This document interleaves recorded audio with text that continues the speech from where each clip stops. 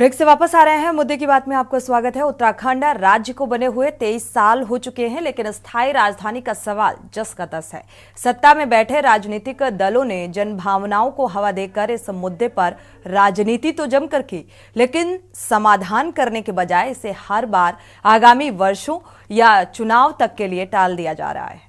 राज्य आंदोलन से उपजी जन भावनाओं ने गैरसैंण को स्थायी राजधानी के रूप में देखा, लेकिन कभी भी अंतिम परिणाम तक नहीं पहुंचा, क्योंकि गैरसैंण को लेकर स्थायी राजधानी बनाए जाने को लेकर विपक्ष जो है वो लगातार अब सवाल भी उठा रहा है। क्योंकि सत्र की शुरुआत में भी विपक्ष इसी बात को लेकर हंगामा कर रहा था और लगातार गैरसैंण को लेकर जो है टकराव की स्थिति सत्ता पक्ष और विपक्ष के बीच देखने को मिलती है।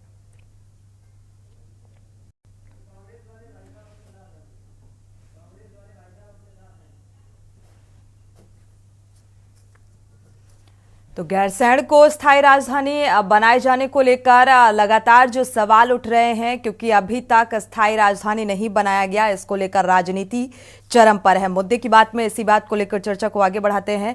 मनोज आहूजा जी जुड़ चुके हैं, कांग्रेस प्रवक्ता हैं। आपका बहुत बहुत स्वागत इस चर्चा में शामिल होने के लिए।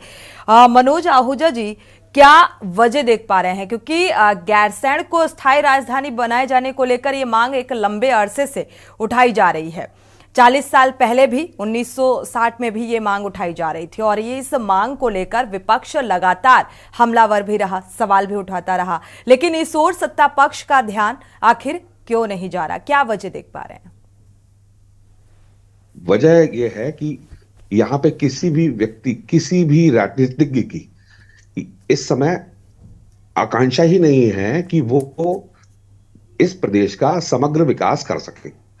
और दूसरी बात यह है कि जो पलायन पर लोग बात तो करते हैं, लेकिन पलायन को रोकने के लिए बहुत सारे काम हैं, जैसे कि स्थायी राजधानी जो कि कुमाऊं और गढ़वाल के जॉइंट पर हो, उसके बारे में इनको जो है जो विचार करना चाहिए, जिस तरह से काम करना चाहिए, वो कोई नहीं कर रहा। सब चीजें केंद्रित की जा रही हैं।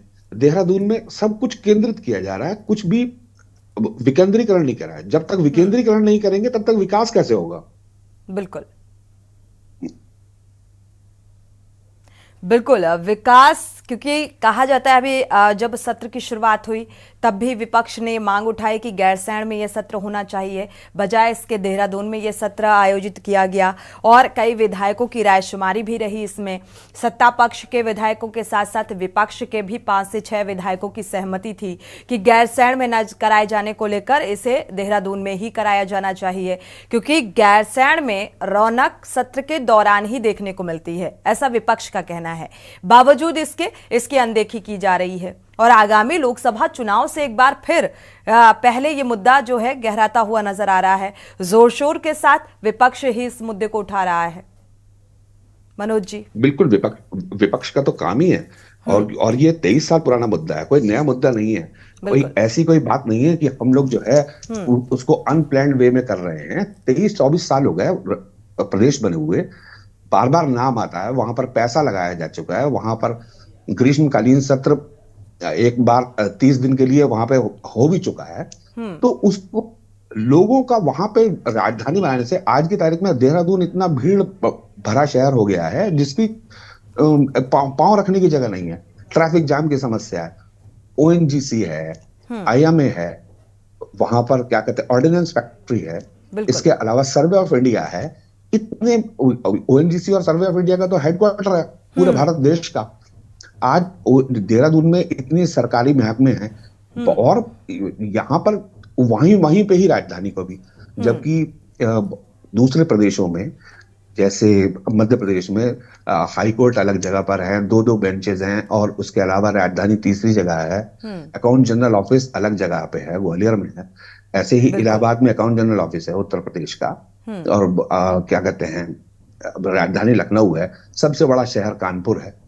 ऐसे ही देहरादून को एक बड़ा शहर, स्मार्ट सिटी बनाने के पीछे जो है उससे देहरादून का तो विकास होगा ही, गढ़वाल का भी विकास होगा। गैरसैंण की जो भौगोलिक स्थिति है वो इतनी सटीक है कि बिल्कुल कुमाऊं और गढ़वाल के वो जॉइंट पर है, इसलिए गैरसैंण को चुना गया था कि वहां पे राजधानी रहेगी तो दोनों तरफ के लोगों को आने जाने की भी सुविधा रहेगी। लेकिन यार, आगामी आना जाना तो लोकसभा एक चुनाव बात से का पहले मुद्दा है। विपक्ष की तरफ से ये मुद्दा बहुत तेजी के साथ जोर शोर से उठाया जा रहा है। इससे पहले भी ये तेजी इतना देखने को नहीं मिली अगर देखा जाए। हमारे साथ हमारे संवाददाता भी जुड़ चुके हैं देहरादून से, अंकित काला। अंकित, आपका रुख करेंगे। अगर देखा जाए कुमाऊं और गढ़वाल की सीमा में गैरसैंण है, लगातार विपक्ष की तरफ से ये मांग की जा रही है। अभी जब सत्र की शुरुआत हुई थी इसको लेकर भी विपक्ष लगातार, हालांकि कांग्रेस के विपक्षी दल के कई विधायक भी इस बात का समर्थन कर रहे थे और उसी रायशुमारी के आधार पर देहरादून में यह सत्र आयोजित किया गया। अब गैरसैंण को स्थायी राजधानी बनाए जाने को लेकर एक बार फिर से ये मुद्दा गहराता हुआ नजर आ रहा है। देखिए सोनी, जो ये मामला इस समय बढ़ा है उसके पीछे की वजह यह है जनभावना ये है कि उत्तराखंड का जब राज्य आंदोलन हुआ था तो गैरसैंण को स्थायी राजधानी बनाने की मांग की गई थी। बिल्कुल, क्योंकि जैसे कि आपने भी बताया और हमारे अभी जो गेस्ट बैठे हुए हैं उन्होंने भी बताया कि कुमाऊं और गढ़वाल को जोड़ने वाला ये क्षेत्र है और हम भी 3 से 4 दफे जो है इस सत्र में जो कि तत्कालीन सरकारों के दौर पे सत्र जो है वो भराड़ी साइड में हुए हैं। गैरसैंण के भराड़ी साइड में एक बड़ा विशालकाय जो विधानसभा का भवन बना है और इस के पीछे कई सारी ऐसी वजह थी कि चूंकि हमारे पहाड़ का अगर विकास करना है तो इसके लिए सरकारों को पहाड़ चढ़ना होगा। लेकिन मौजूदा जो सत्र हुआ है, जो बजट सत्र हुआ है, इसके पीछे सियासत इस वजह से क्योंकि जब जो इससे पहले के जो सत्र हुए हैं, चाहे फिर त्रिवेंद्र रावत सरकार के समय करें या फिर हरीश रावत जी के सरकार के समय की बात करें, तो इस समय जो विधानसभा के सत्र हुए उसमें ये प्रस्ताव पारित हुआ था कि जो भी बजट सत्र सरकार लाएगी उस बजट सत्र को गैरसैंण में आयोजित कराया जाएगा। लेकिन जो मौजूदा बजट सत्र हुआ है, इस बजट सत्र को धामी सरकार ने गैरसैंण के बजाय देहरादून में करने का फैसला लिया। अब सरकार का तर्क ये है कि हमें 40 से ज्यादा विधायकों ने ये पत्र लिखे कि आप जो ये सत्र बुला रहे हैं इस सत्र को आप गैरसैंण में कराने के बजाय देहरादून में कराइए। चूंकि देखिए गैरसैंण की भी अपनी एक भौगोलिक परिस्थितियां हैं, तो सरकार पक्ष विपक्ष के विधायकों का हवाला दे रही है। अब इसमें सियासत जो हो रही है, कांग्रेस पार्टी का ये तर्क है कि अगर पक्ष और विपक्ष के विधायकों ने कहा है तो इसकी सूची सरकार जारी कर दे कि किन किन विधायकों ने उनको पत्र लिखा है। लेकिन सरकार की तरफ से अब तक कोई पत्र जारी नहीं किया गया है, जिसकी वजह से विपक्ष लगातार इसको लेकर के सवाल उठा रहा है। 1 मिनट का और समय लूंगा सोनी। इसमें जो अभी बजट सत्र हुआ है तो कांग्रेस के विधायक तिलक राज बेहड़ की तरफ से विधानसभा में एक ये प्रश्न भी उठाया गया था। उन्होंने ये साफ कहा था कि राजधानी देहरादून को स्थायी राजधानी घोषित कर देना चाहिए और उन्होंने जैसी ये बात कही तो भाजपा की तरफ से, भाजपा विधायकों की तरफ से सदन में जमकर बवाल देखने को मिला। सरकार की तरफ से उन्हें कांग्रेस पार्टी को कंफ्यूजन पार्टी की संज्ञा दी गई क्योंकि गैरसैंण देखिए जन भावनाओं का जरूर मुद्दा है, लेकिन कहीं ना कहीं उसकी भौगोलिक परिस्थितियां अपने आप में कई सारी चुनौतियां हैं। आप पहाड़ में मैदान जैसा विकास नहीं कर सकते हैं और राज्य के पास इतना धन संपदा भी नहीं है कि आप एक अलग से राजधानी अब डेवलप करें या इतना विकास करें। तो हमने जो खुद वहां पर देखा है, हम सोनी 30 से 35 किलोमीटर नीचे कालेश्वर में रह करके डेली जो सत्र कवर करने के लिए अगर 11 बजे का सत्र है तो हमें 7 बजे निकलना पड़ता है। ये स्थिति है और जिस समय विधानसभा का सत्र होता है इतनी जाम की स्थिति और इस तरीके की कंडीशन रहती है, तो कहीं ना कहीं जो जन भावनाओं में भली हम अगर देखें, लेकिन भौगोलिक परिस्थितियां पहाड़ की अलग है, इसको भी हमें समझना होगा। लेकिन कुल मिलाकर के उत्तराखंड राज्य की बात करें तो 23 से 24 सालों में हम उत्तराखंड की एक स्थायी राजधानी नहीं बना पाए। यहाँ पर भौगोलिक परिस्थितियां जो हैं उत्तराखंड की, देहरादून की, पहाड़ी क्षेत्रों का विकास कैसे संभव होगा, क्योंकि उसको लेकर भी राजनीति चरम पर हो रही है और लगातार जो विपक्ष है वो इस मुद्दे को उठा रहा है। भाई विपक्ष का काम है मुद्दे उठाना, लेकिन विपक्ष के कुछ नेता ही अगर सत्ता पक्ष का समर्थन करते हैं उन मुद्दों को लेकर, जिन मुद्दों को लेकर विपक्ष के कुछ नेता सवाल उठाते हैं, तो फिर कैसे पॉसिबल होगा? देखिए, जहां तक विपक्ष के विधायकों की बात है सोनी, तो इसमें हमने करण महाराज जो कि पार्टी के प्रदेश अध्यक्ष हैं उनसे हमारी बातचीत हुई है। हमने यही सवाल उनसे पूछा था। जो उन्होंने कहा था वो हम आपको बताते हैं कि करण मारा ने साफ ये कहा था कि अगर विपक्ष के विधायकों ने पत्र लिखा है तो आप इस पत्र को आप सार्वजनिक कर दीजिए। सरकार से उन्होंने मांग करी थी।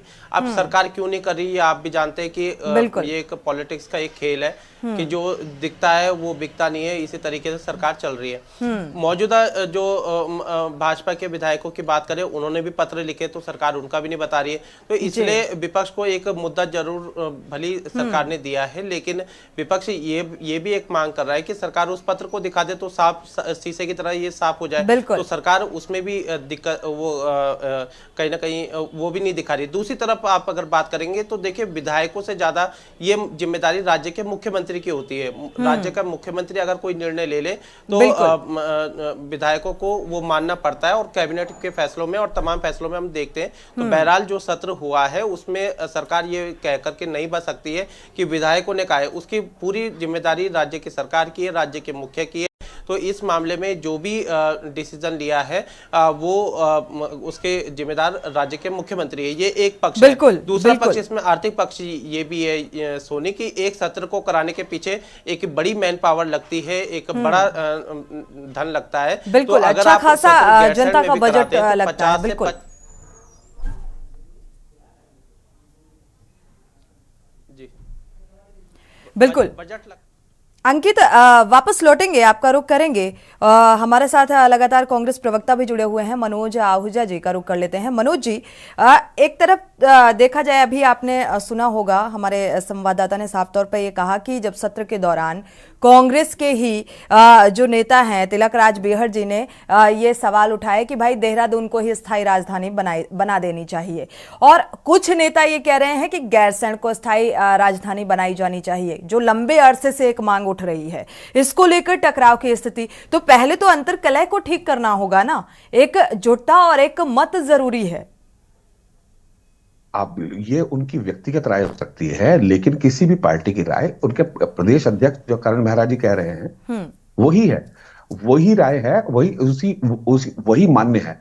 बाकी अगर सरकार के पास किसी ने कोई लिखित कोई बात कही है तो सरकार बताए कि हाँ हमको इसने जो है लिख के दिया है, फला फला विधायक ऐसा कह रहे हैं या लिखित में दिया है, उसका साक्ष्य दें, उसको जनता के सामने लेके आए। अपने भी उनके जो विधायक लिख के दे रहे हैं उनका भी नाम बताएं, तो जनता उन अपने रिप्रेजेंटेटिव से पूछेगी ना कि भाई तुम क्यों नहीं चाहते हो। तो अपने आप अपने रिप्रेजेंटेटिव से जनता पूछती रहेगी।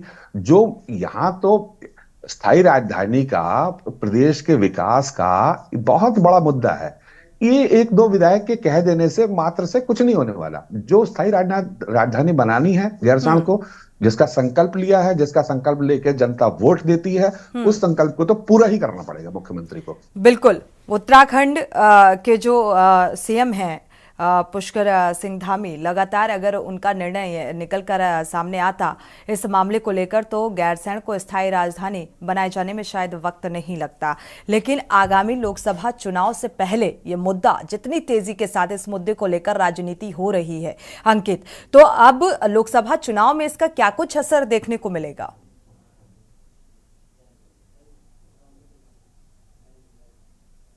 लगातार गर्माता है सोनी, और जहां तक चुनावों की बात करें तो देखिए, इसमें इस मुद्दे को लेकर के पहाड़ की जनता लगातार सरकार से मांग कर रही है, चाहे फिर वो कांग्रेस की हो चाहे फिर वो भाजपा की हो।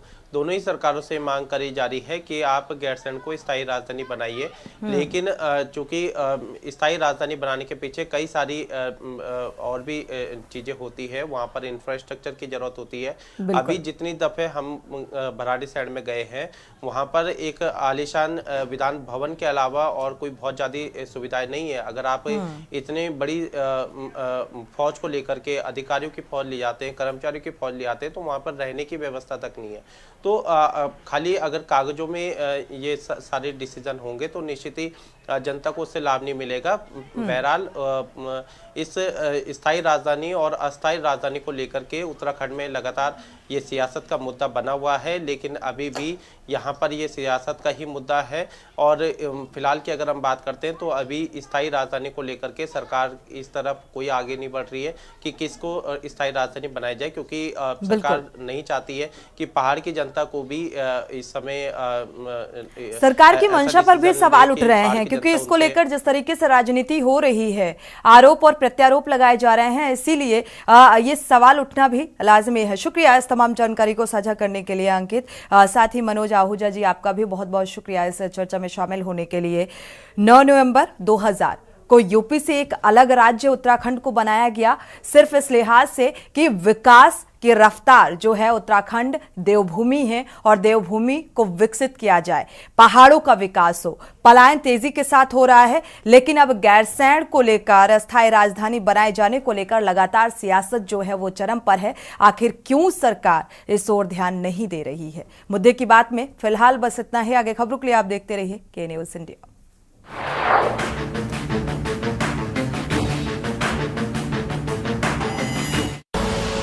आप देख रहे हैं के न्यूज़, खबरों का सारथी।